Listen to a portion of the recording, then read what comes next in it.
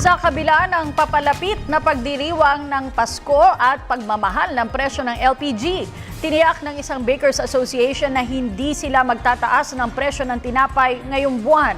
Ang ulat mula kay George Bandola. Tiniyak ng mga Filipino-Chinese bakers na mananatili ang presyo ng tinapay ngayong Pasko.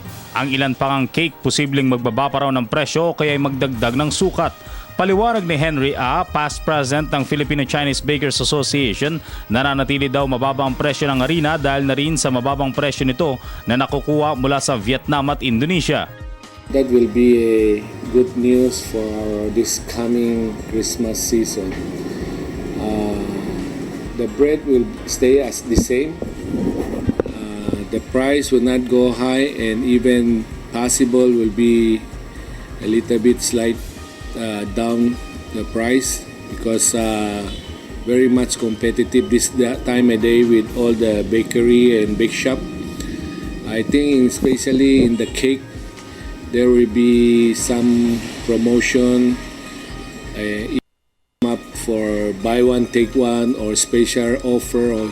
Kaya pa naman daw ng mga bakers na tugunan ng biglang pagtaas ng presyo ng LPG. Samantala, nakiusap siya na payagan na muna ng pamahalaan na makabili ang mga bakers ng mas murang Turkish flours para makatulong sa mga nasalanta ng bagyong Yolanda. Balak ng FCBI na magkalob ng mga cookies at toasted bread sa mga nasalanta at mas marami daw silang mabibigyan kung papayagan muna ang mga Turkish flour. Ang mga cookies at toasted bread ay po pwedeng tumagal ng 2 hanggang 5 buwan. So at least you want more Turkish flour to come in? Yeah, turkey flour, anything's for food. We bakers can be not making profit, just relieve more goods and send it to the disaster area. Para sa Telebisyon ng Bayan, George Bandola.